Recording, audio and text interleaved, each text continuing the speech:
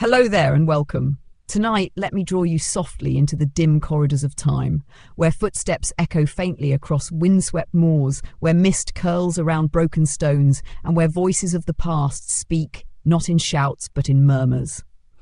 We will journey together into medieval Scotland, a land as haunting as it was harsh, a place where survival was carved from struggle, and where each day demanded more than it offered. Settle yourself now, perhaps close your eyes if you'd like, and let the quiet rhythm of this story guide you. Think of it not as a history lesson, but as a lullaby of memory, whispered slowly, carefully, piece by piece. Over the course of 15 long chapters, we'll wander across this rugged land, uncovering why life here was so unrelenting, so brutal, and yet so strangely enduring. Our beginning must lie with the land itself. Medieval Scotland was no gentle countryside painted in green pastures and sunlit hills. Instead, it was jagged and untamed, a place where mountains rose like walls against the sky, capped in snow long after spring had thawed the valleys below. Dense forests cloaked the lowlands, filled with wolves, bears, and secrets best left undisturbed.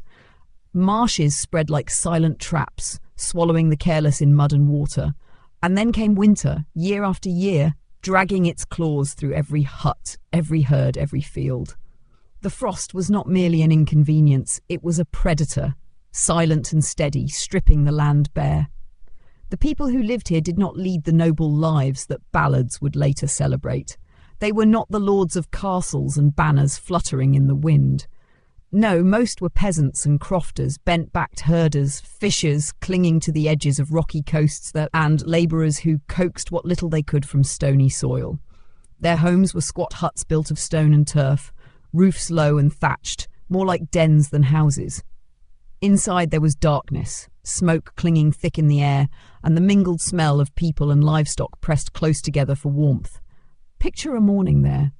A child stirs awake on a bed of straw, the cold biting even beneath a rough woolen blanket. Smoke seeps through a gap in the roof where the rain sometimes trickles in. Their mother is already up, hands rough and raw, tending to a pot of oats over the fire. Their father steps outside into the dawn, breath visible in the air, carrying a hoe dulled from seasons of work. The land awaits him with silence, except for the cry of a raven perched somewhere unseen and the faint, endless wind. Meals were meagre, repetitive, and rarely filling. Oats ground into meal became porridge, thick and grey. Barley or kale might stretch the pot if the harvest had been kind. Bread was heavy, dark, and coarse, often mixed with husks that wore teeth down to nubs. Fish and meat were rare, and when they came, it was often tough, salted, or old. The belly was seldom full, and hunger became as natural as breath. Famine lurked with every failed crop, every storm that ruined the grain, every sickness that swept through herds. But harsher than hunger was the constant shadow of violence. Scotland in these centuries was not united, but fractured, its people divided into clans and territories. Neighbours fought neighbours, raiding and burning, stealing cattle, striking with blades before fading back into the hills. This was not war in the sense of grand battles and banners, but a constant gnawing threat, one that could fall upon a family without warning.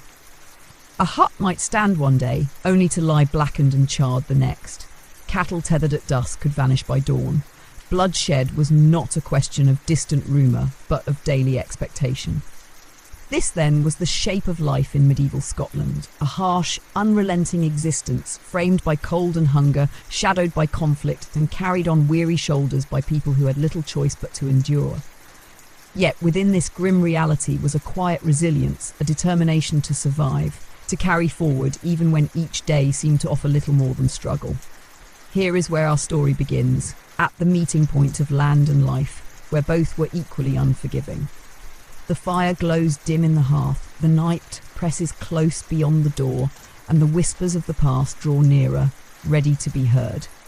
And so we begin, at the threshold of survival, stepping carefully into the brutal world of medieval Scotland. The land was merciless, but the hardships of medieval Scotland did not end with the soil, the storms, or the endless hunger. Beyond the wild terrain lay another weight pressing on the people.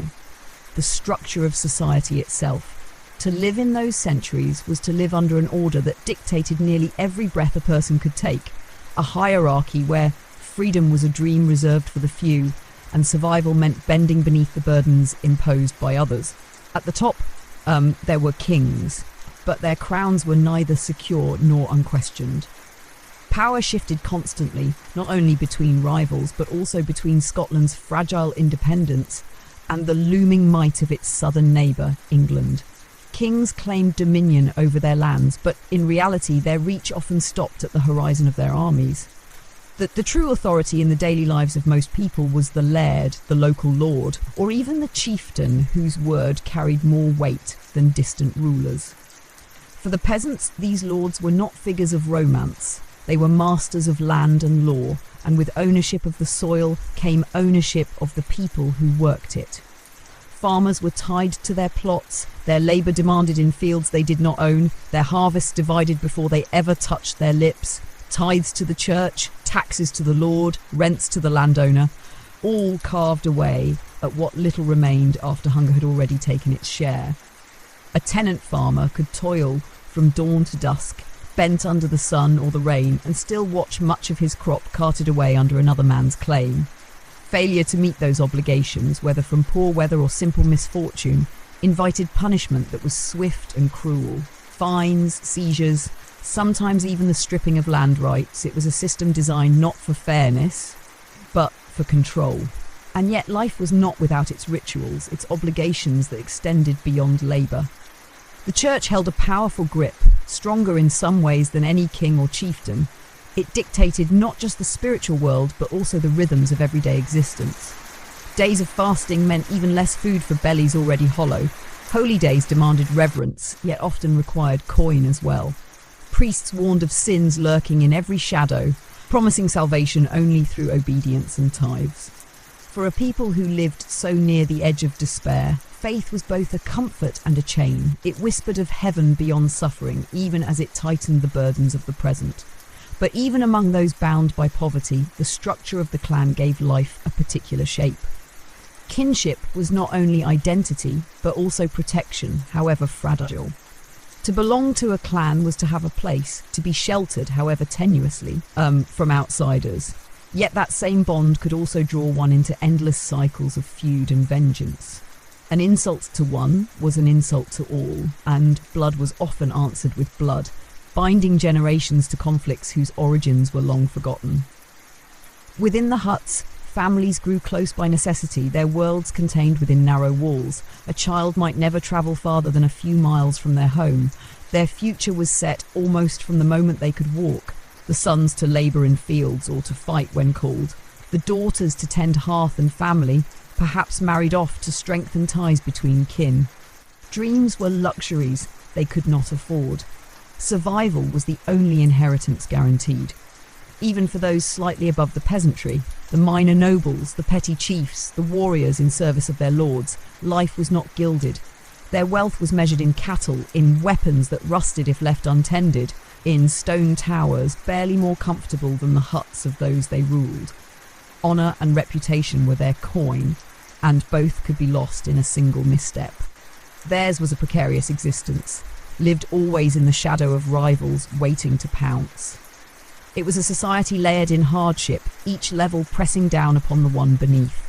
The peasant bore the weight of the lord bore the weight of the king, and above the king loomed the uncertainty of wars with England, of church demands, of betrayal from within. No one was free of fear, not truly. It ran like a quiet current beneath every action, every choice, every hope. And yet, within this harsh order, people still found ways to endure.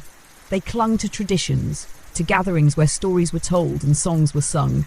They whispered prayers, seeking comfort in the promise of another world. They tilled the soil again each spring, even when winter had taken too much. Because in a land where life was brutal, the simple act of continuing, of surviving one more season, became its own quiet triumph. This was the world of medieval Scotland, not only shaped by the wilderness outside the door, but also by the heavy hands of those above, by the endless tangle of duty, faith, and kinship. Each life was bound in chains, some seen, some unseen, all equally difficult to escape. And so, day after day, the people endured. Not with ease, not with plenty, but with a resilience born of necessity, one that carried them forward into another cold dawn. If hunger and hierarchy weighed heavily upon the lives of medieval Scots, then illness was the shadow that moved silently through their days, striking without warning and sparing almost no one. To live in that time was to live with the knowledge that sickness was ever near, lurking in the dampness of the huts, in the water drawn from streams, in the very air thick with smoke and filth.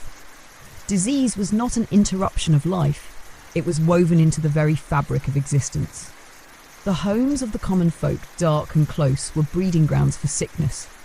Built low with turf walls and thatched roofs, they trapped smoke from fires meant to keep families warm. The air was heavy, choking, blackening lungs long before age had a chance to do its work. Inside, men, women, children and animals all shared the same space. Goats, sheep, even chickens huddled within, their droppings pressed into the dirt floors, mingling with the waste of human bodies. The stench clung to everything, and with it came fleas, lice and vermin that carried invisible threats. Water, too, was rarely clean. Streams near villages collected waste, both human and animal, and wells often ran foul. To drink was to gamble, yet thirst left no choice. Outbreaks of dysentery swept through huts, leaving the old and the young especially vulnerable. A single contaminated bucket could empty half a household of life in a matter of days. Illness did not always creep quietly. Sometimes it came with violence, as fevers that burned through the body, or as plagues that spread from village to village with terrifying speed. Leprosy haunted the imagination of medieval Scotland, its victims shunned, their flesh marked and disfigured. Yet the truth was that many other, more common ailments brought death more swiftly. Pneumonia from the cold, childbirth complications, infected wounds from simple cuts in the field. Life itself was fragile, held by the thinnest thread. The knowledge of medicine was limited and bound tightly to superstition. Herbs gathered from hillsides or forest clearings were the first recourse, handed down in whispers from mother to daughter, healer to apprentice. A sprig of yarrow to staunch bleeding, nettles to bring strength, willow bark to dull pain. Sometimes these remedies worked, offering a measure of relief. Other times they were powerless, little more than rituals meant to soothe fear. Beyond herbs, the church offered prayers, blessings and relics believed to hold power over illness. Pilgrimages were made to holy wells and shrines where water was thought to heal or purify. Priests declared that sickness was punishment for sin, urging confession and repentance as cures. Yet even as villagers knelt in prayer, death continued its slow harvest, unmoved by faith or penance. The healers who practiced outside the church's blessing often faced suspicion. Women with knowledge of herbs might be respected in one breath, feared in the next. A cure that succeeded was seen as a gift, but a cure that failed could bring accusations of witchcraft or dealings with darker forces. Trust and fear were tangled tightly together, leaving healers in a dangerous place, always at the mercy of fortune and rumour. For children, survival was never certain. Many did not live beyond infancy, their small bodies too frail to withstand hunger and sickness together. A mother might cradle her newborn with joy, only to bury the child before the next season turned. Those who grew strong enough to walk the fields were still at risk from fevers, accidents, or the simple cruelty of malnutrition.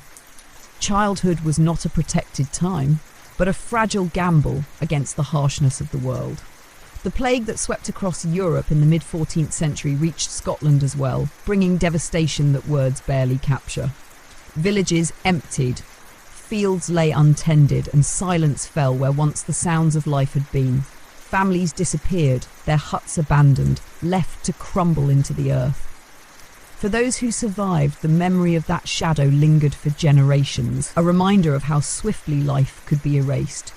Even in less catastrophic times, life expectancy was painfully short. To see 40 years was to be considered old. To see 60 was remarkable. Bodies bent under the strain of endless labour, bones wore thin, teeth rotted until only soft foods could be eaten.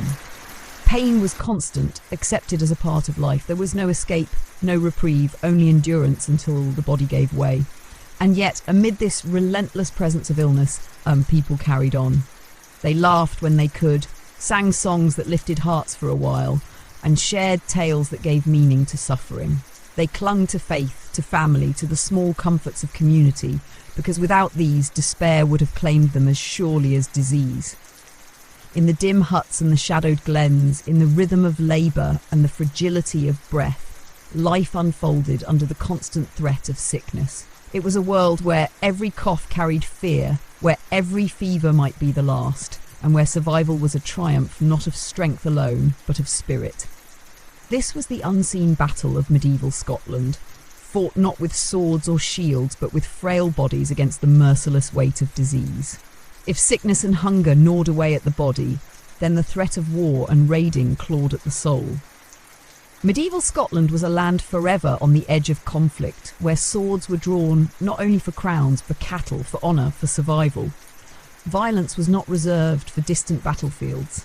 It lived in the very soil beneath the people's feet, an ever-present shadow that could fall across any hut, any hearth, at any time. The land was divided, fractured into clans, earldoms, and shifting allegiances. A border was not a fixed line on a map, but a living, moving edge, pushed back and forth by raids, skirmishes, and feuds. To the south loomed England, whose kings looked north with ambition and whose armies marched often, leaving villages smouldering in their wake. To the north and west, the seas carried Norse raiders, who struck with brutal swiftness before vanishing again over the waves. And within Scotland itself, clan rivalries kept blood flowing as steadily as the rivers. Raiding was not merely an act of greed, it was a way of life. Cattle, more than coin, measured wealth and power. To steal a neighbour's herd was to cripple him, to feed your own kin, to prove strength. And so, under cover of night or in the grey dawn, men rode across moors and valleys, blades glinting, torches ready. Huts were burned, livestock driven off, and resistance cut down without mercy. By morning, what had been a village could be little more than charred ruins and scattered bones. Imagine the terror of such nights. A family huddled in their huts, the faint crackle of fire outside, shouts rising in the dark. The father seizes a rusted blade, knowing it will not be enough. The mother pulls children close, praying the raiders will pass them by. But mercy was scarce in those times, and survival often depended not on strength but on fortune. For those left alive, the ruins were rebuilt stone by stone, even as grief weighed heavily, for to abandon the land was to lose the only lifeline they had.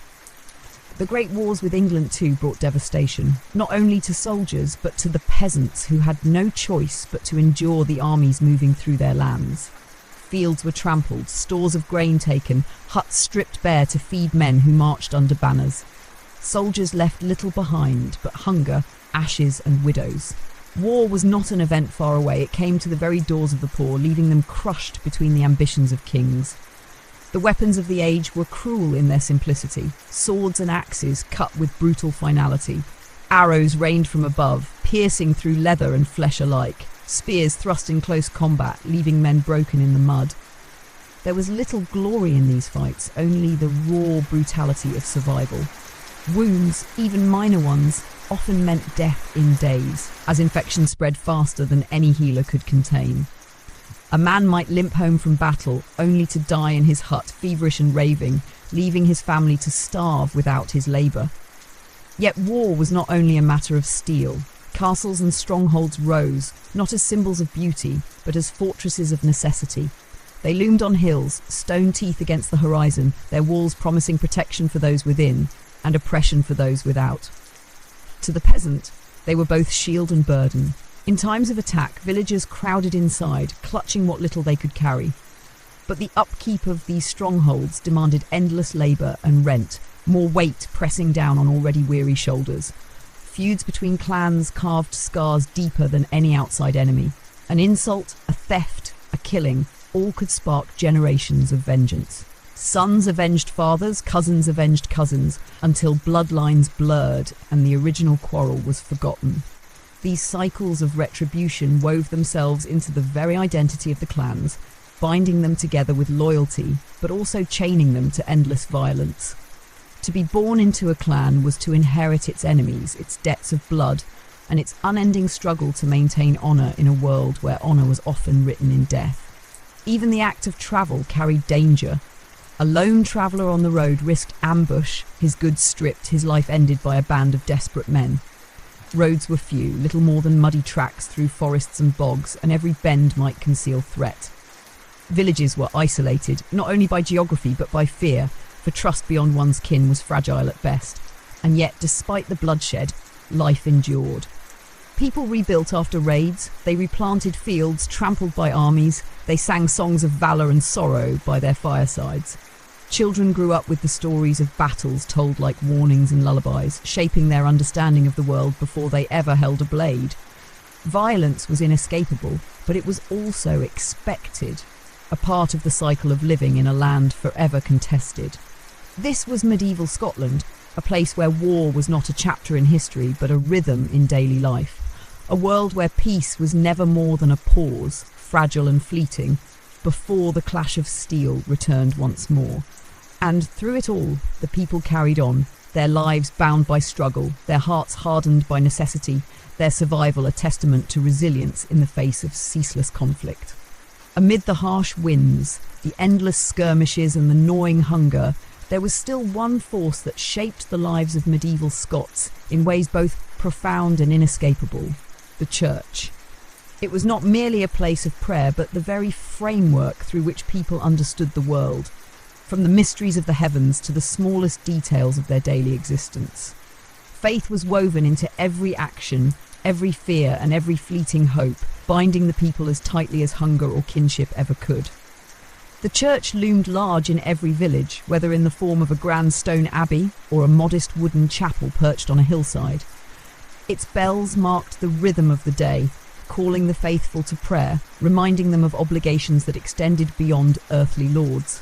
Priests spoke not only of salvation but of punishment, warning that every deed was weighed by unseen hands. To sin was to risk eternal fire. To obey was to hope for paradise beyond suffering. For peasants whose lives were brutal and short, the promise of heaven was not a distant dream, but a daily consolation, a whisper that the pain of this world was not all there was. Yet faith came at a cost. The church demanded tithes, a tenth of a family's harvest, a tenth of their livestock, sometimes even a tenth of their labour. For people who had little enough to begin with, this demand was heavy, yet unavoidable. To deny the church was to risk excommunication, to be cut off not only from the sacraments but from the community itself. Isolation was as dangerous as famine, and so families gave, even when it meant going hungry. Holy days punctuated the year, times when work paused and worship filled the hours.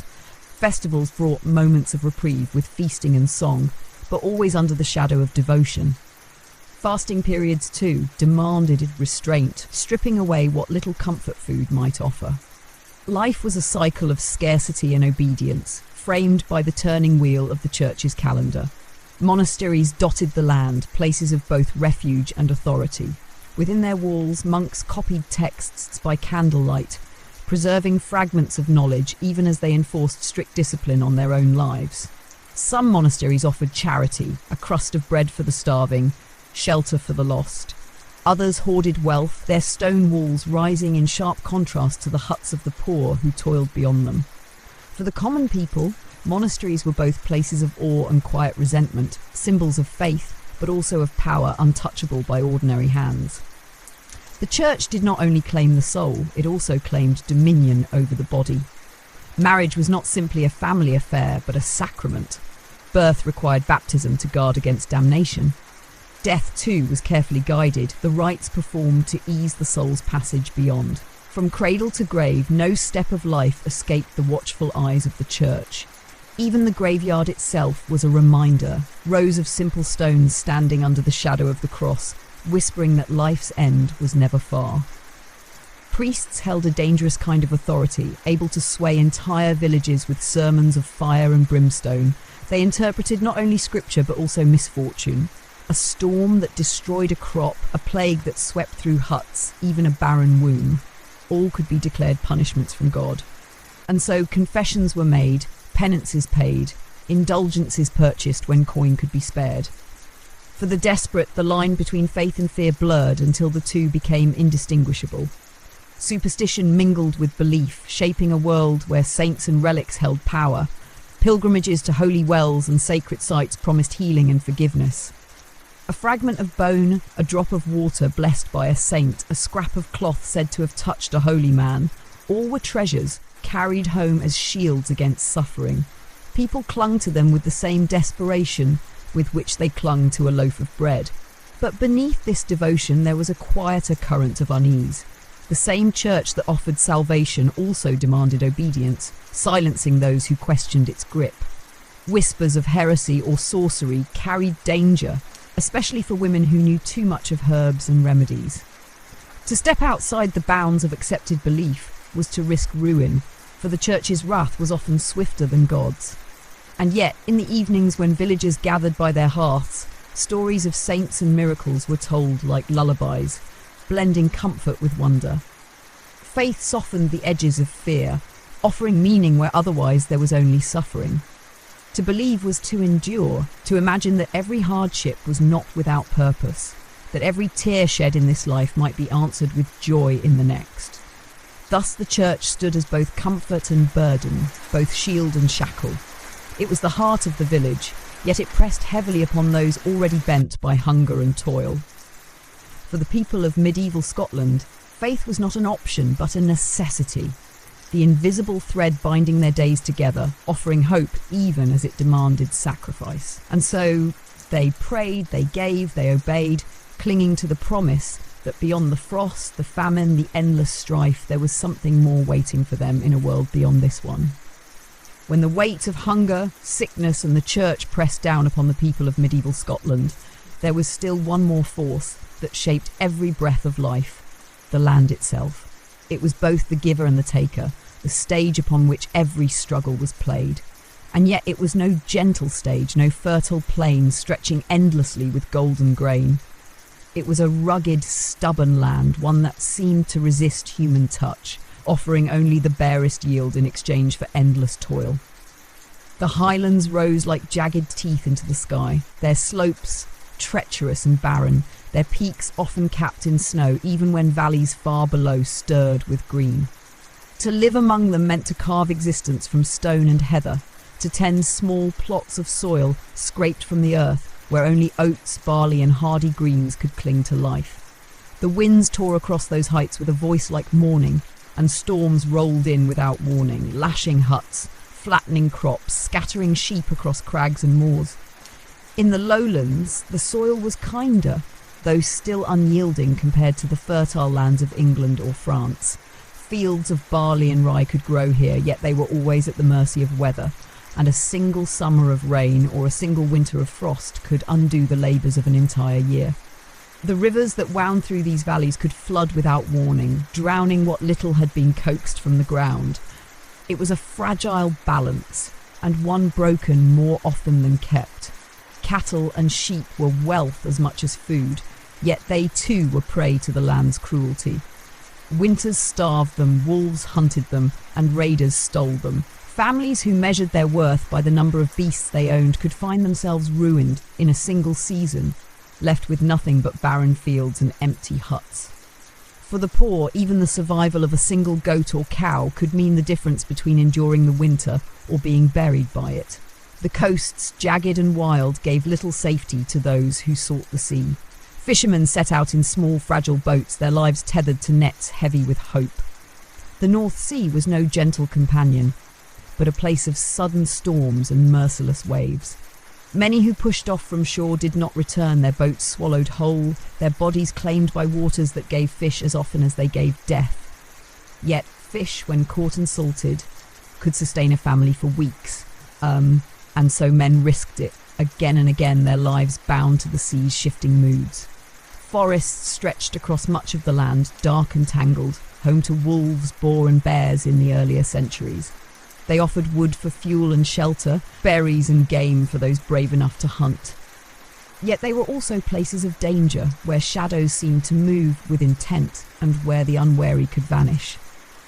Tales were told of spirits and restless souls haunting the trees, and though hunger sometimes forced people into their depths, they entered with prayer on their lips, fearful of what might watch from the darkness.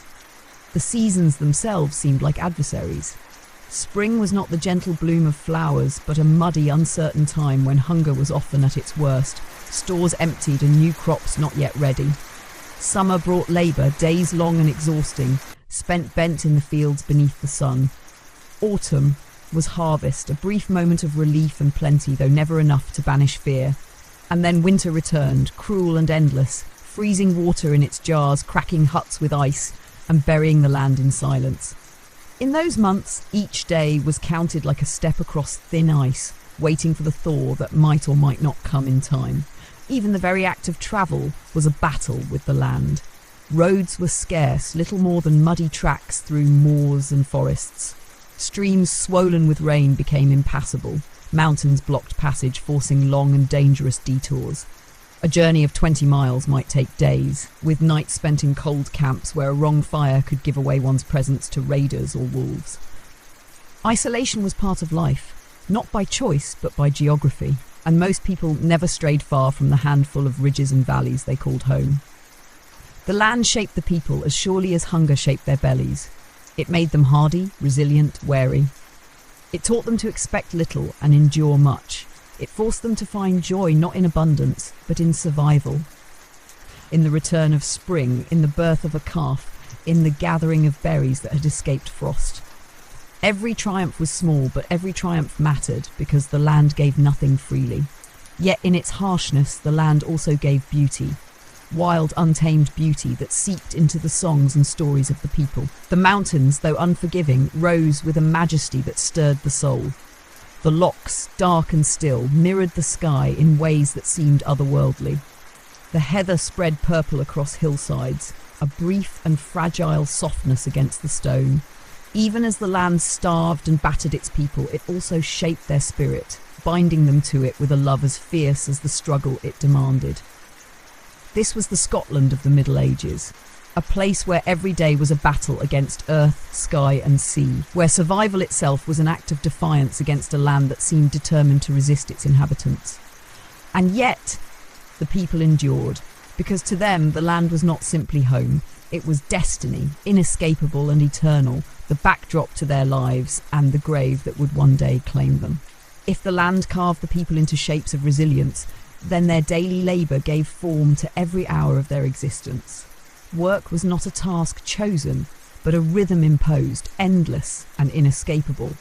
From the first faint light of dawn to the dim glow of the hearth at night, the lives of medieval Scots were bound to toil, their bodies bent beneath the weight of necessity. The day began early, often before the sun had climbed above the hills. A farmer would rise in the darkness, the cold air thick with smoke from the dying fire.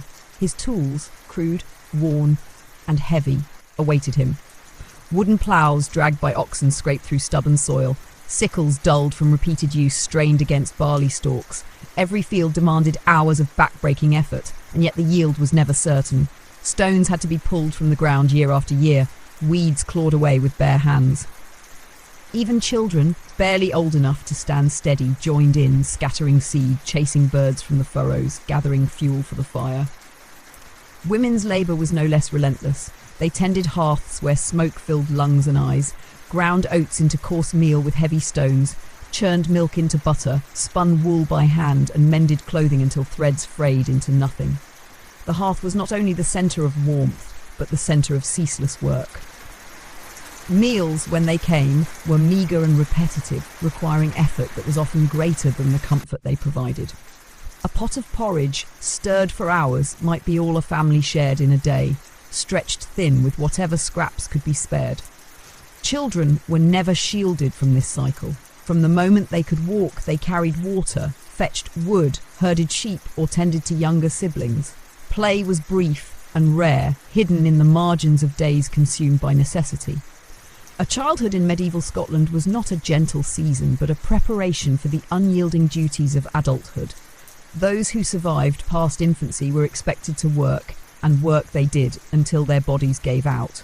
The seasons dictated the kind of labour that consumed each day. Spring meant sowing, long hours scattering seed in cold fields, fingers numb from frost yet pressed into service. Summer brought back-breaking weeding and tending, the relentless pace of labour from sunrise to sunset. Autumn was harvest, when every hand, no matter how small, was pulled into the fields to gather what they could before the weather turned. Winter brought no rest, animals needed tending, tools mending, and hunger gnawed ever louder. Each season blended into the next, a cycle that offered no reprieve, only change in the kind of hardship endured. Beyond the fields, there were other labours that shaped survival. Wood had to be gathered daily, carted in from forests that loomed dark and dangerous. Peat was cut from bogs, dried, and carried home in heavy loads, its smoke filling huts with a bitter smell when burned. Wool was sheared from sheep, washed in icy streams, spun by hand, and woven into rough garments that itched against skin but held back the cold. Shoes were patched and repatched until leather fell apart, then worn until feet met earth directly. For men, duty also meant readiness to fight. When the call came from a chieftain or lord, they laid down the plough and took up weapons, often no more than crude spears or worn blades. To resist was unthinkable, for loyalty to one's kin and lord was demanded, even if it meant leaving behind family and field to risk death. Many a man never returned, leaving his household adrift in poverty deeper than before. Women bore burdens that were heavier still, for beyond their daily work they also carried the pain of childbirth, a trial often endured in silence and fear.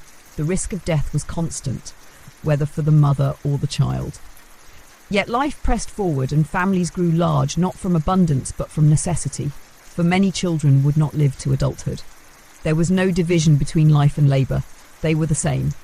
To rest was not leisure but stolen time, moments found at night when songs were sung softly by the fire, or when stories drifted through smoke-filled huts, binding families together in fragile warmth. These were not hours free from duty, but hours that made the next day of toil bearable. In towns, work carried different forms, but no less hardship. Craftsmen bent over looms and anvils, cobblers stitched by dim candlelight, bakers rose before dawn to heat their ovens. Markets buzzed with trade, but behind every piece of cloth or loaf of bread was a chain of weary hands that had laboured long for meagre gain. Apprenticeships bound children into service for years, teaching skills through endless repetition, their futures mortgaged to masters who demanded everything and gave little in return. Even leisure, rare as it was, circled back to labour. Festivals brought moments of music and dancing, but they were also tied to the agricultural year, to the blessings of harvests and the cycles of the church. Work and worship were inseparable, each shaping the other, both binding the people into a rhythm they could not escape. The people of medieval Scotland knew little of ease. Their hands were callous, their backs bent, their bodies worn down before age had a chance to claim them. Yet within this toil was also a kind of endurance, a strength born not of choice but of necessity. Work consumed them, shaped them, and carried them through the brutal rhythm of their days. And though their lives were measured in labour, they pressed on one day to the next, because to stop was not an option. Survival itself was the task, and it demanded everything. When the days blurred together with toil and hunger, when sickness haunted huts and raiders stalked the night, there was still one constant rhythm that bound people to one another, the bonds of family and clan. In medieval Scotland, kinship was not merely a comfort, it was the very foundation of survival. Blood was more than lineage, it was shield, obligation, and sometimes a burden carried across generations. The family was small in space, but vast in necessity. A single hut might hold 3 generations pressed together under one roof: grandparents, parents, children, and sometimes kin displaced by raids or famine. Privacy was unknown, for walls were too thin and lives too entangled. Each member had a role, each role was vital, and to fail in one's duty was to threaten the fragile balance that kept hunger at bay. The eldest guided with memory, their stories laced with warnings from years past. The parents worked ceaselessly to provide, their days consumed by labour. Children, even the smallest, joined in tasks as soon as they could walk, because every hand was needed.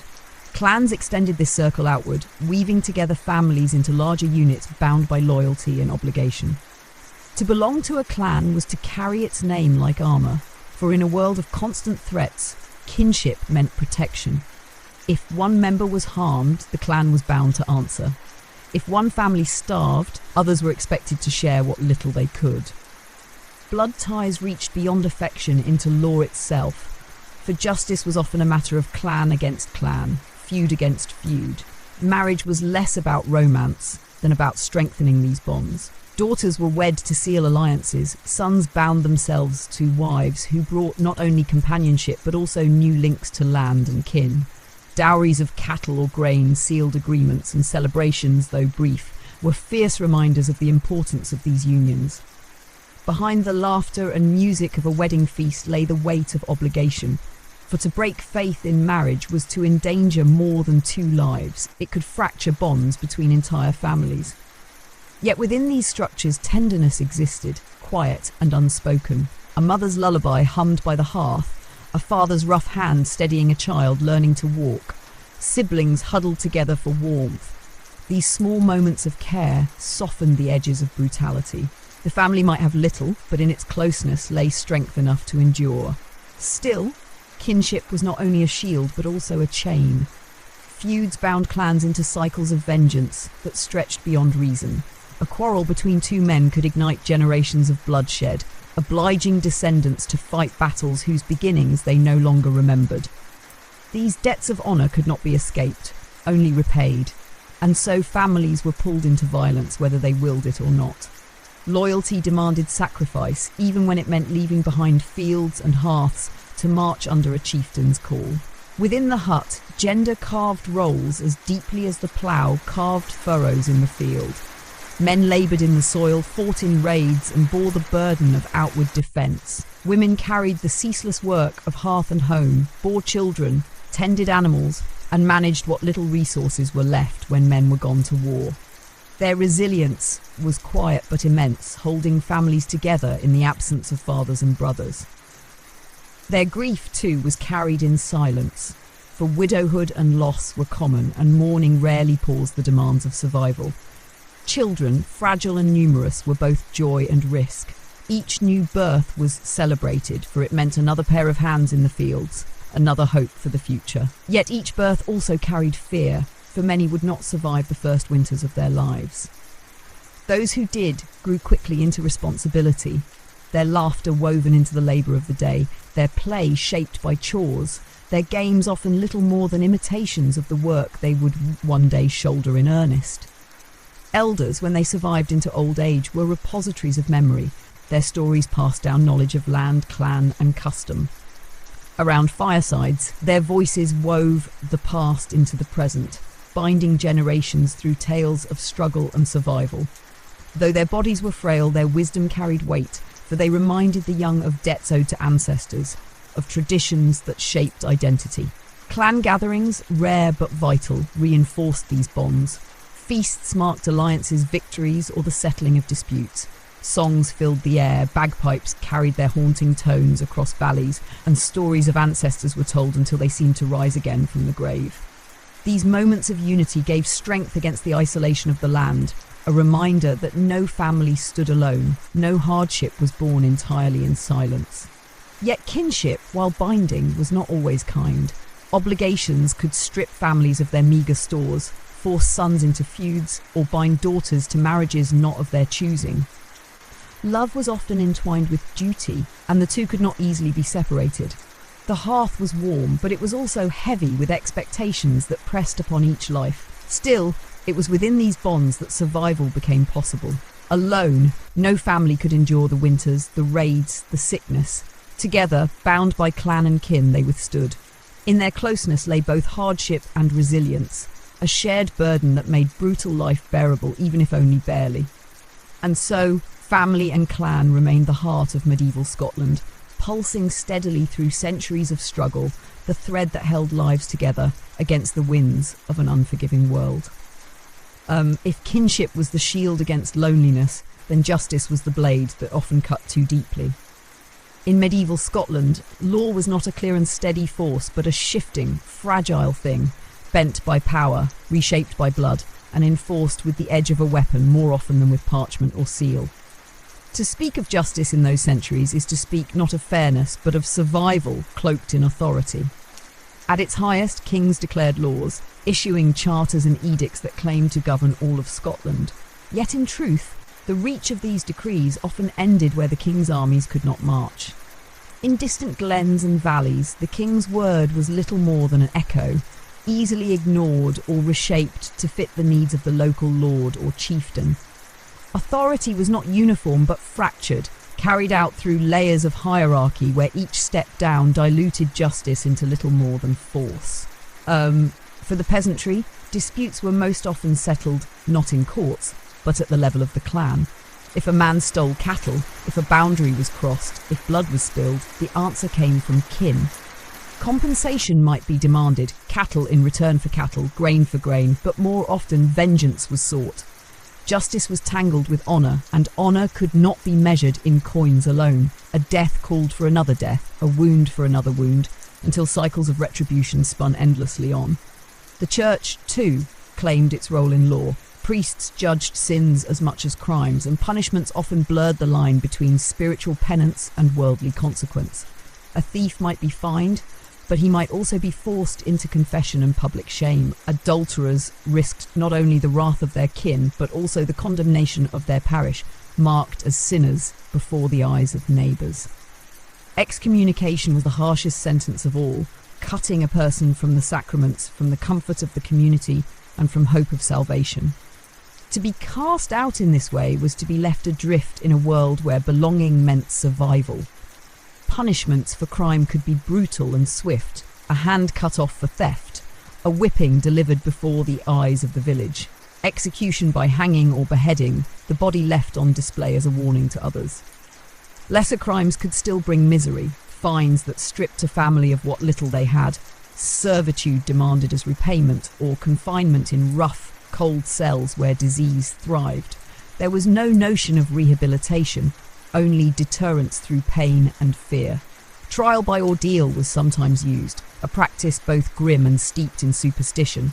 A man accused might be forced to plunge his hand into boiling water or carry hot iron across a set distance. If the wounds healed cleanly, he was declared innocent. If they festered, guilt was proven. Such trials were thought to reveal God's judgment, but in truth they were more often a spectacle of suffering than a path to truth. Even disputes over land or inheritance, matters that today would be weighed in courts, ended in blood. Brothers turned against brothers, cousins against cousins, as claims were staked not with documents but with blades. Those with wealth could bribe officials or buy protection from lords, twisting justice in their favour. Those without power had little hope but to endure, to bend, to accept what they could not resist. And always, fear of accusation hung heavy.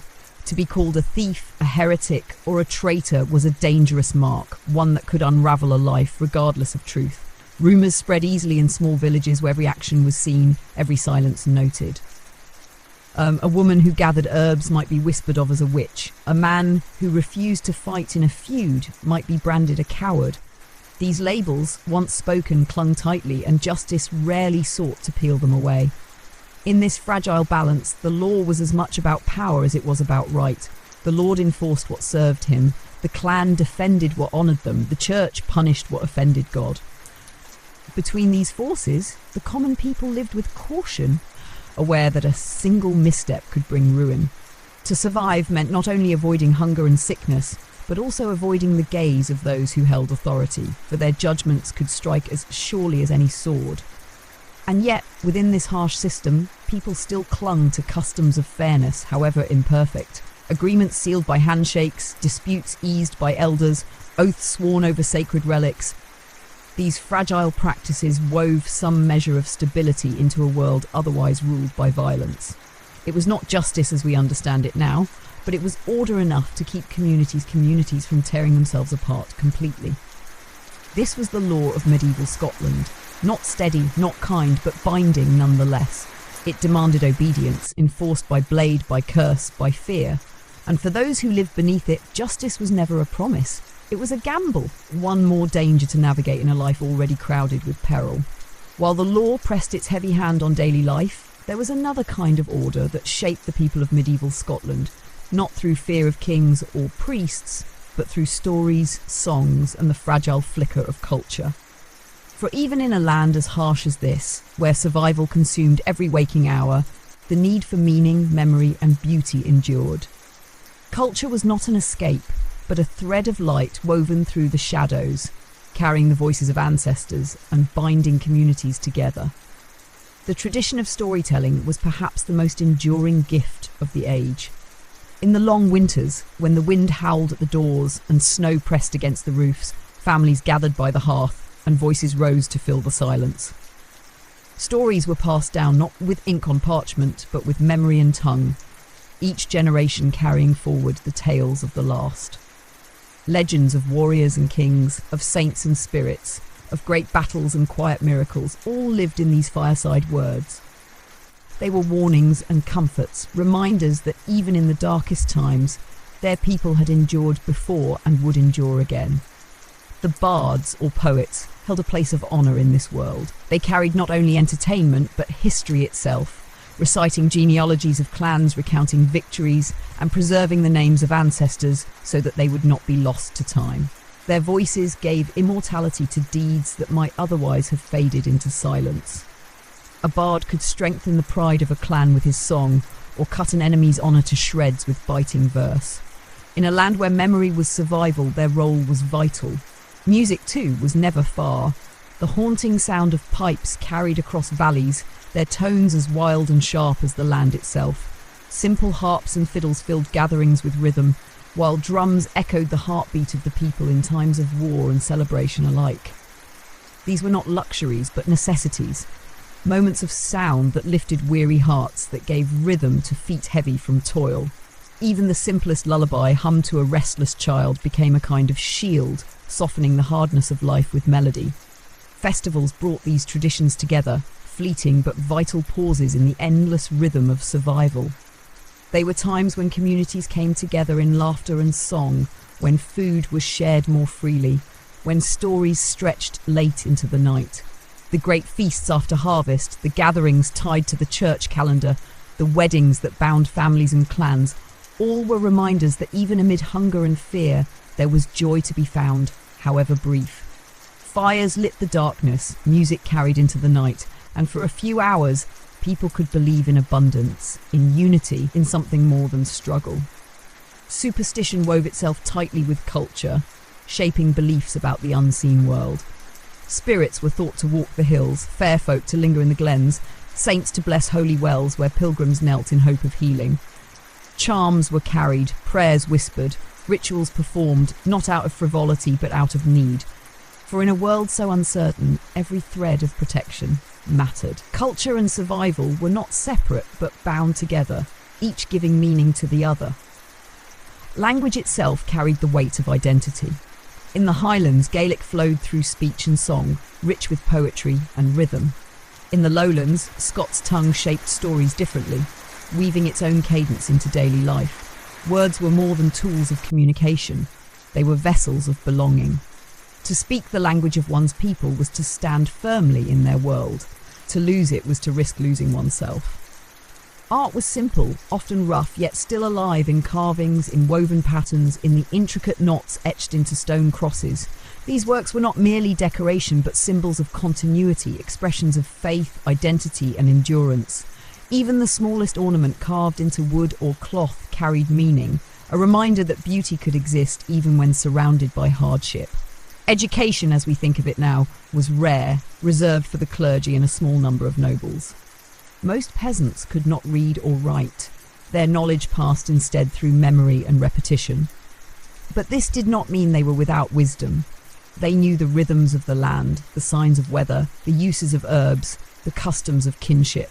Their knowledge was practical, born from necessity, but it was a kind of learning no less vital than the words inked in monastic texts. And in the monasteries, where monks bent over parchment by candlelight, another culture was quietly preserved. Manuscripts copied with painstaking care carried fragments of scripture, history and learning from far beyond Scotland's borders. While peasants sang songs by the fire, monks laboured over letters, each in their own way preserving memory against the erosion of time. Together they formed two halves of a cultural whole, one oral and alive, the other written and enduring. Through these songs, stories, rituals and memories, the people of medieval Scotland carried more than just their bodies through hardship. They carried their spirit. Culture was not a luxury but a form of survival. a reminder that life was more than labor and fear. It was the fire that warmed the night, the song that softened grief, the story that gave meaning to suffering. In a brutal world, it was these fragile flames that kept the darkness from swallowing everything. If songs and stories gave the people a way to endure, then food, or the lack of it, was the daily measure of their survival. In medieval Scotland, what one ate was not a matter of choice or preference, but of necessity and fortune. Diet was shaped by the harsh land, the short growing seasons, and the endless uncertainty of weather. Meals were simple, repetitive, and often scarce, and hunger was a companion never far from the hearth. The backbone of sustenance was oats. Hardy enough to survive the poor soils and cold climate, oats were ground into meal and transformed into porridge, bannocks, or oatcakes. These were not treats, but the very foundation of existence. Morning, noon, and night, oats appeared in one form or another, filling bellies without truly satisfying them. Barley, too, played a role, especially in the brewing of ale, which was safer to drink than water and provided some measure of nutrition. Wheat, rarer and harder to grow in Scotland's climate, was reserved for the wealthier classes or for church feasts. Vegetables were sparse but vital. Kale, leeks, onions, and cabbages grew in small plots near huts, tended carefully by women and children. Beans and peas offered occasional variety, though their yields were never guaranteed. Roots like turnips or carrots, when available, added substance to stews, though the poor often stretched meals with whatever could be gathered from hedgerows and forests, berries, nettles, or wild herbs. Mushrooms were sometimes collected but carried risk, for knowledge of which were safe and which were deadly was a fragile inheritance. Meat was rare, far rarer than the ballads of feasts might suggest. A cow or sheep was too valuable alive, providing milk, wool, and labour, to be slaughtered lightly. When animals were killed, it was often the old or weak, their meat tough and stringy. More often, families ate scraps, offal, marrow bones boiled into broth, or salted fish if it could be traded inland from the coasts. Pork was eaten when pigs were kept, but raising them required grain, and grain was seldom plentiful enough. Hunting was the privilege of the nobility, protected fiercely by law, leaving peasants to risk harsh punishment if they dared to poach game from the forests. Fish, however, provided a lifeline, especially in coastal regions and near rivers. Herring, cod, and salmon were caught in nets or traps, salted, and dried to last through the winter. The church's many fasting days, when meat was forbidden, made fish even more important, and demand for it shaped trade and labour across the land. Shellfish and eels were also gathered, sometimes in desperate times when other food was gone. Dairy supplemented diets, though sparingly. Milk was often consumed fresh only by children, while most was churned into butter or turned into simple cheeses, which lasted longer and could be traded. Eggs, when hens survived the cold and predators, were eaten, but hens themselves were often as precious as cattle, guarded carefully. Hunger was never far. Harvests that failed brought famine swiftly, for surpluses were rare and storage was fragile. Grain spoiled easily, rodents gnawed at stores, and damp ruined what was carefully gathered. Winters pressed hardest, when fields lay empty and animals grew thin. Many families survived on little more than gruel, stretched thin, their bodies weakened, their bones brittle. Children were the first to suffer, their growth stunted, their lives often cut short. Feasts, when they came, stood in stark contrast to this daily scarcity. Weddings, victories, or holy festivals brought tables heavy with meat, ale, and bread. Entire animals were roasted, and songs carried long into the night. For a few hours, abundance reigned, reminding the people of what life could be, if only briefly. Yet even these celebrations were fleeting, and the next morning returned them to the same thin porridge and the gnaw of want. Ale and mead were more than luxuries, they were staples. Ale, brewed from barley, was drunk daily, even by children, for water was often unsafe. Weak in strength but nourishing, it sustained where food failed. Mead made from honey was rarer, often reserved for nobles or special occasions. Stronger spirits did not yet exist, but the warmth of ale or mead was often enough to soften the edge of hunger. Malnutrition shaped lives as much as war or plague. Bodies were smaller, weaker, and more prone to sickness. Teeth wore down quickly, ground away by the coarse husks in bread and the grit in hand-milled oats. Bones bent under the strain of poor diet and endless labour. Few reached old age with strength intact, most carried the marks of want in their very flesh. Yet even within this grim reality, food was shared when it could be. Neighbours offered scraps to one another. Families pooled resources during famine, and hospitality was held as sacred. To feed a traveller, even with little, was a point of honour, for all knew the fragility of life without kindness. In medieval Scotland, food was never taken for granted. It was fought for, hoarded, cherished, and mourned when it failed. Each meal was a reminder of the land's harshness, each famine a scar etched into memory. And still people endured, their lives measured in grains of oats, in salted fish, in the thin comfort of a steaming pot of porridge, fragile, but enough to carry them through another day. When food was scarce and labour unending, the body itself bore the marks of survival, and clothing became less a matter of style than of necessity. In medieval Scotland, what one wore was dictated by the land, by class, and by the seasons that cut so deeply into flesh and bone. Clothes were protection first, identity second, and comfort scarcely at all. For the common folk, garments were rough, practical, and worn until they fell apart. Wool was the most common material, sheared from hardy sheep that clung to life in the high windswept hills. Spun by hand and woven on simple looms, it was heavy, itchy and coarse, yet it trapped warmth against the body when the winds howled. Tunics of undyed wool, leggings bound with strips of cloth, and cloaks fastened with simple pins formed the daily uniform of peasants. Beneath them, linen shirts and shifts were worn when families could afford to grow and process flax, though for many, such undergarments were a rare luxury. Colours were plain for the poor. Browns, greys and dull greens dominated, the hues of earth and moss. Dyes existed made from plants, roots and lichens, but rich shades of red or blue were costly, reserved for those of means. A splash of brighter colour might appear in a woven belt or a scarf, but for most, the world of clothing was muted, blending into the harsh landscape around them. Shoes were another struggle. Leather was scarce and expensive, and so footwear was often little more than rough wraps of hide, stitched crudely and tied with thongs. They offered little against water, and so feet were frequently wet, cold and blistered. In the harshest weather, many went barefoot rather than waste precious leather, their soles hardened by years of walking on stone and soil. The wealthier classes dressed differently, not only for warmth but for status. Nobles and lairds wore longer tunics of finer wool, often dyed in richer colours and trimmed with fur. Cloaks were heavier, sometimes clasped with ornate brooches of bronze or silver. Their footwear was sturdier, crafted by skilled cobblers, though still vulnerable to the mud and damp of the land. The clothing of the noble was not extravagant by the standards of southern Europe, but against the rough garb of the peasantry, it marked them clearly as elevated. For warriors, clothing was layered with function. Thick tunics and cloaks shielded against the cold, but over them came leather armour, sometimes reinforced with bits of chain or metal if a man was fortunate enough to afford it.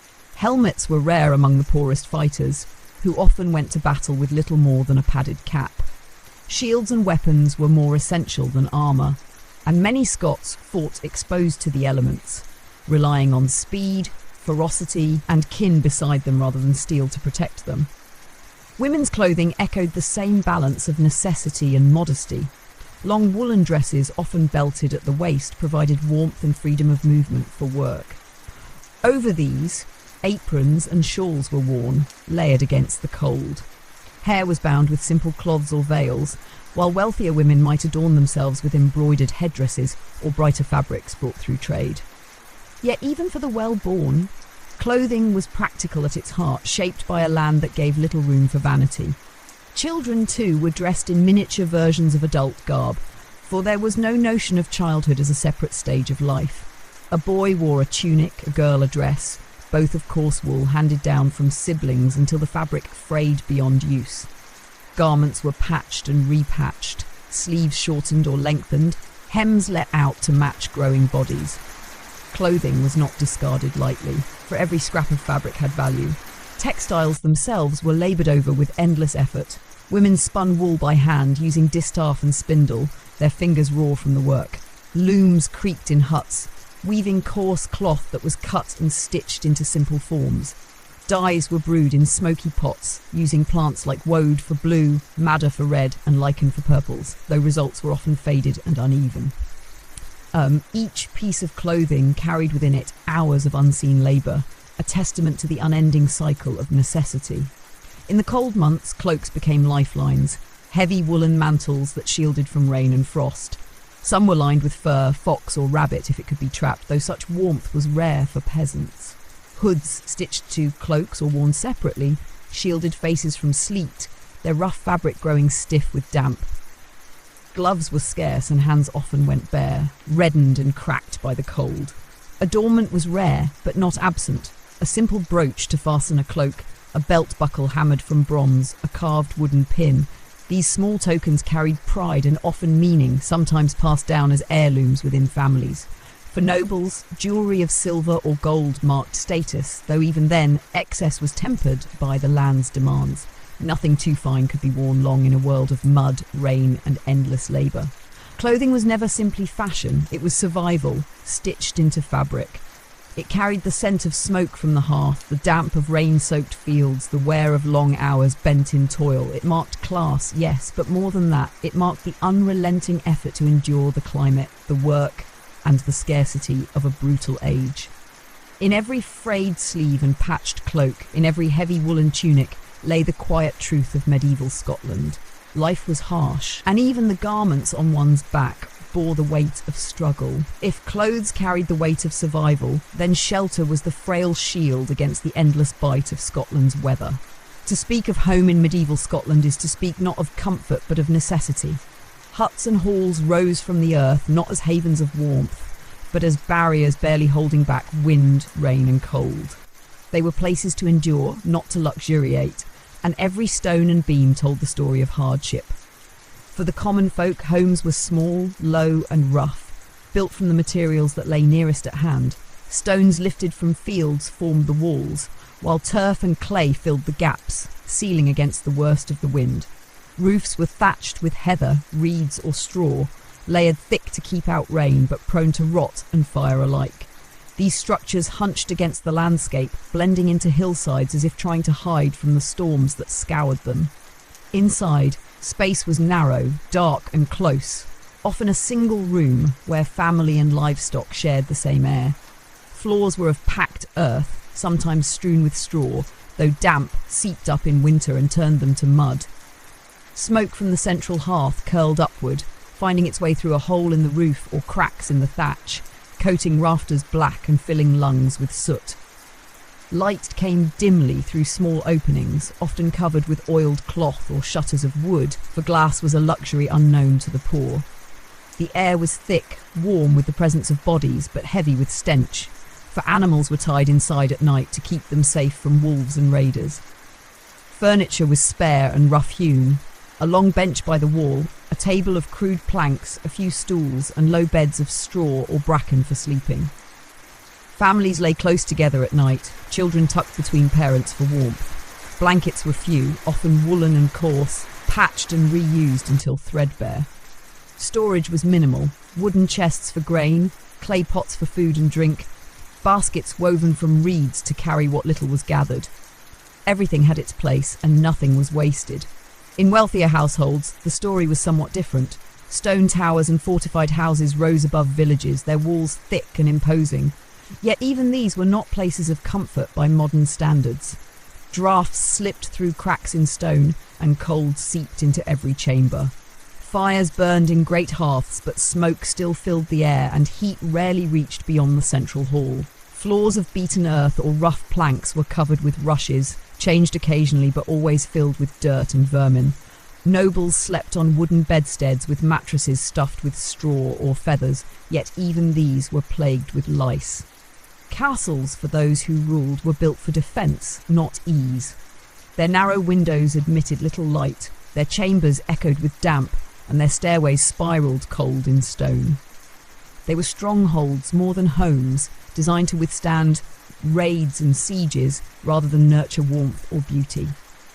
Servants filled their corridors carrying water in heavy buckets, tending fires that never fully banished the chill, and preparing meals in smoky kitchens where soot clung to walls. To live in a castle was to live in authority, but not necessarily in comfort. The hearth was the heart of every home, whether hut or hall. Around it, families gathered to cook, to talk, to pray, to mend tools and clothing. It was the source of warmth in winter, the place where life pulsed against the encroaching dark. Fires were kept alive as long as possible, for relighting was difficult and dangerous. At night, embers were banked carefully, covered to smoulder until dawn. The smell of smoke clung to everything: clothes, hair, skin, a constant companion of survival. Building a home was a communal act. Neighbours lent hands, carrying stones, raising walls, thatching roofs. The materials were humble, yet the labour was immense, for every hut represented hours of toil, wrested from days already crowded with work. Maintenance was constant, thatch replaced after storms, walls patched when damp loosened stone, smoke holes adjusted to shift with winds. A home was never finished, only mended again and again against the wear of time and weather. But beyond function, homes carried meaning. They were more than structures of stone and wood. They were anchors of identity, places tied to family and clan. To abandon a hut, even in ruin, was to surrender a part of belonging. Generations often lived on the same patch of land, rebuilding huts where the old ones crumbled, layering lives upon one another like the rings of a tree. Still, comfort was rare. Cold fingers reached beneath blankets at night, rain dripped through weakened roofs, and winds rattled the walls with voices that sounded like grief. Rats scurried through straw, lice crept through clothing, and the stench of smoke and animals pressed into every corner. Yet for all its misery, the home was also the one place where the fragile illusion of safety could be kept alive. It was the shell within which families huddled together, whispering stories, singing songs, and daring to believe in another day. In medieval Scotland, shelter was never taken for granted. It was fragile against the storms, vulnerable to fire, exposed to raids, and yet utterly essential.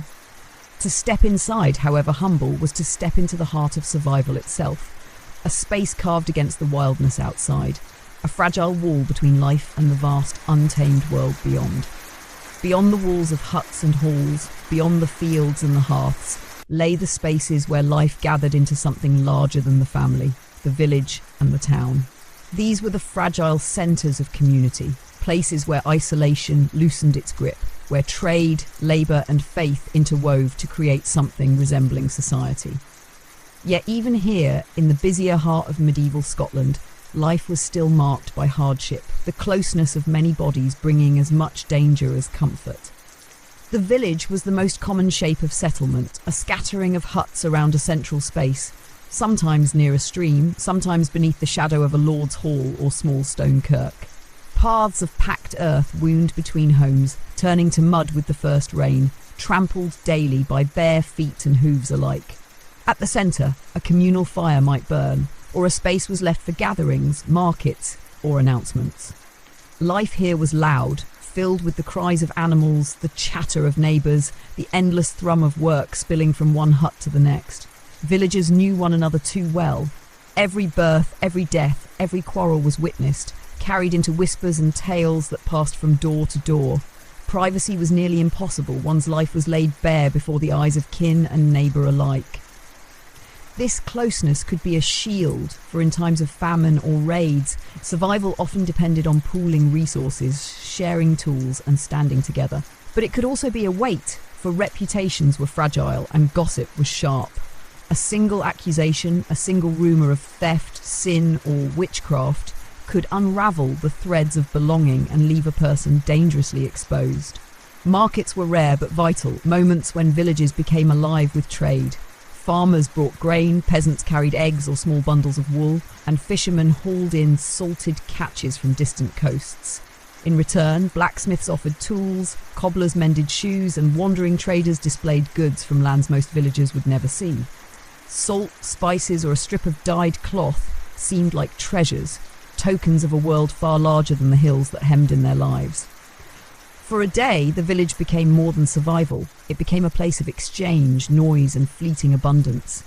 Towns, fewer and farther between, rose where trade routes crossed or where harbours opened to the sea. They were small compared to the great cities of Europe, but to the eyes of peasants they seemed vast. Stone walls sometimes ringed them, markets buzzed daily, and crafts flourished in narrow, crowded streets. Smiths, tanners, bakers, and weavers worked in workshops that spilled into the open air, their smells mingling, the tang of iron, the reek of hides, the sweetness of bread. Towns offered opportunities rare in the countryside, but they also brought filth, crime, and disease, magnified by the press of people within close walls. Life in towns was governed by guilds and charters, by rules that bound craftspeople into systems of apprenticeship and mastery. A boy apprenticed to a craftsman might spend years in servitude, learning through repetition and labour, his future locked into the skill he was permitted to inherit. Wealth gathered here more than in the villages, but it was uneven, stratified, and always precarious. Merchants prospered through trade, yet many others remained poor, their lives not so different from the peasants in the fields, save that their labour was done under rooftops instead of skies. Religion carved its presence into villages and towns alike. The parish church was often the only stone building in a village, its small tower rising above the low huts around it. In towns, great kirks and abbeys stood as monuments, their bells echoing across cobbled streets. These buildings were not only centres of worship, but also of authority, where announcements were made, disputes settled, and festivals blessed. Faith shaped community life as surely as labour did, drawing people together in both devotion and obligation. Festivals, though rare, lit villages and towns with bursts of joy. May Day dances, harvest feasts, and religious processions broke the monotony of endless labour. Music filled the air, torches burned against the night, and for a fleeting moment, life felt abundant. But even these celebrations carried shadows. Drunken quarrels could erupt into feuds, and the church often kept a watchful eye, ensuring joy did not stray too close to sin. Crime and punishment were also visible here. A thief might be placed in the stocks, mocked and pelted by neighbours. A wrongdoer could be flogged publicly, shame as sharp as pain. In towns, gallows loomed on hills or squares, a grim reminder that order was kept by fear as much as by faith. These spectacles were warnings as much as they were punishments, binding communities together in shared witness of the consequences of disobedience. The sounds of village and town life linger in the imagination. The ring of a hammer at the forge, the calls of merchants at market, the lowing of cattle driven through narrow lanes, the laughter of children chasing each other through muddy streets. Yet beneath these sounds lay the same truths as in the solitary huts of the countryside. Hunger, fear, and labour shaped every life. Still, the village and the town offered something the isolated hut could not. A sense of belonging to something larger, a life lived not entirely alone against the land. Here neighbours stood shoulder to shoulder in hardship. Strangers brought glimpses of a wider world, and stories spread like wildfire from one end of the settlement to the other. These fragile centres of community gave form to the human spirit, reminding the people of medieval Scotland that even in a brutal age, survival was not only an individual struggle, but a shared one.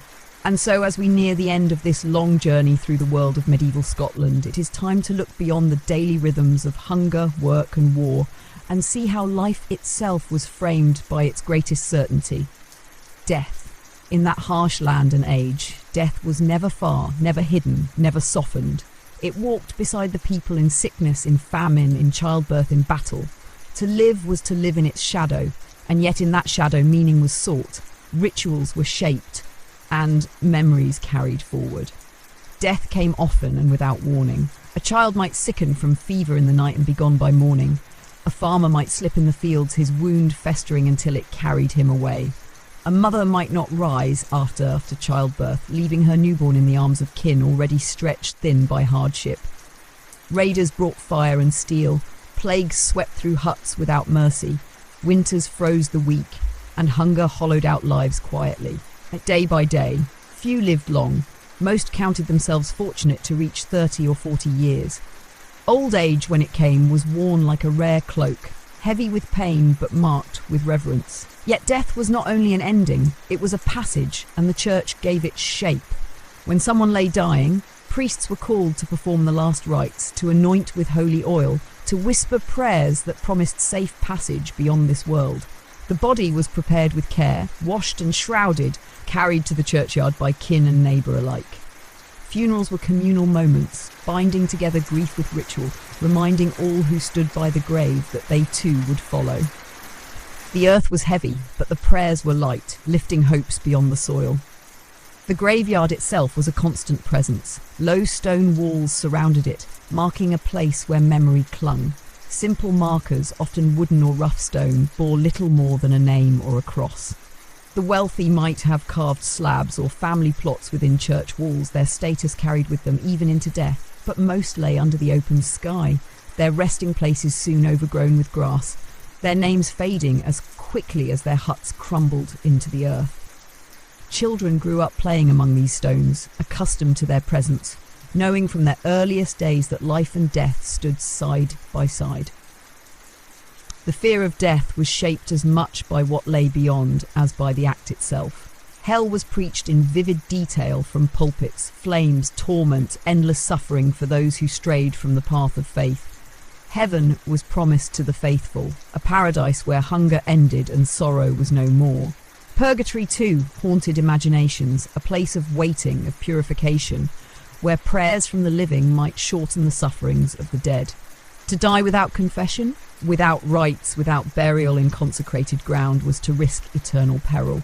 These beliefs pressed heavily on the people, guiding their actions, shaping their fears, and binding them more tightly to the church. Superstition mingled with faith in these final moments. Charms were sometimes buried with the dead, herbs placed on bodies to ward off restless spirits, candles lit to guide souls through the darkness. Ghost stories whispered of the unquiet dead who lingered near their homes, unsettled by unfinished business or by improper burial. The boundary between the living and the dead was seen as thin, easily crossed, and so care was taken to honour the departed, lest they return in anger or sorrow. And yet, despite fear, there was also a quiet acceptance. Death was as much a part of life as the sowing of fields or the tending of animals. It was not hidden away but met openly, with ritual, with song, with grief shared in the open. Families mourned together, neighbours carried burdens together, and memory was preserved in the stories told around the hearth. A man might be gone, but his deeds lived in the voice of a bard, in the tales of kin, in the songs that wove his name into the fabric of clan and culture. In this way, death shaped life as surely as hunger or war. It was the constant reminder of fragility, the force that made every small triumph. A harvest gathered, a child surviving, a family enduring winter, into something worth celebrating. It gave urgency to labour, weight to faith, and meaning to culture. It was brutal, yes, but it was also unifying, binding people to one another through grief and remembrance. And so to speak of medieval Scotland is to speak of a world where every breath was a struggle, where survival was never assured, where beauty was fleeting but fiercely cherished. The land was harsh, the winters unyielding, the lords demanding, the church relentless. Hunger stalked every hut, violence scarred every valley, sickness crept into every hearth. And yet within this brutality, life endured in the bonds of family, in the strength of community, in the songs of bards, in the prayers of the faithful. Medieval Scotland was not a place of comfort, but it was a place of resilience. Its people bent beneath the weight of hardship, but did not break. They carried their lives forward against the odds, carving existence from stone, soil, and storm. And though their world was brutal, their endurance remains a testament to the stubborn strength of the human spirit, which finds meaning even in the harshest of times, and which whispers still through the ruins and the moors of lives once lived in the shadow of struggle.